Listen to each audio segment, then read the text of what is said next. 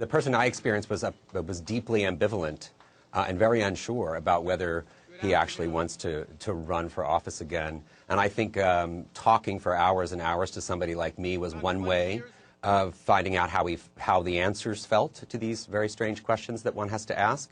And I also think that he wanted to see what the reaction is to this big piece that's now, about to be published. And I think that's what he's going to be basing the decision to run on.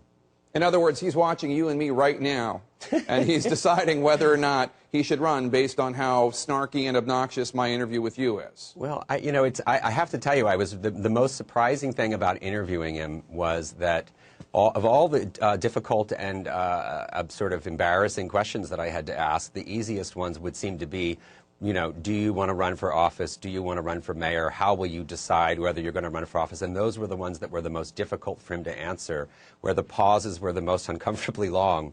So he's like the very essence to me of ambivalence about whether he wants to get back into politics or not. So I think, I think he's trying to figure it out. At one point in the interview, he says something really interesting. He says, quote, "I want to ask people to give me a second chance. I do want to have that conversation with people whom I let down and with people who put their faith in me and who wanted to support me. I think to some degree I do want to say to them, give me another chance."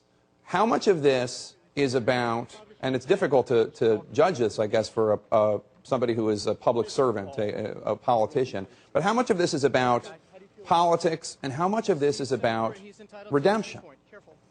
It's a very good question. I think that a big part of him wants to kind of cleanse himself of this scandal in more ways than one. Politically speaking, some people think that he may very well be running for mayor, a race that he probably can't win, to do that very thing, to cleanse himself of the scandal, to be able to move on, to run for another office and be able to say, we've discussed this, we've moved on. But on the other hand, personally, it's hard for me to imagine that he wants this to be the last note of his public life. So, I think it's clearly part of what's happening here. Some redemption is definitely part of the formula for what's happening.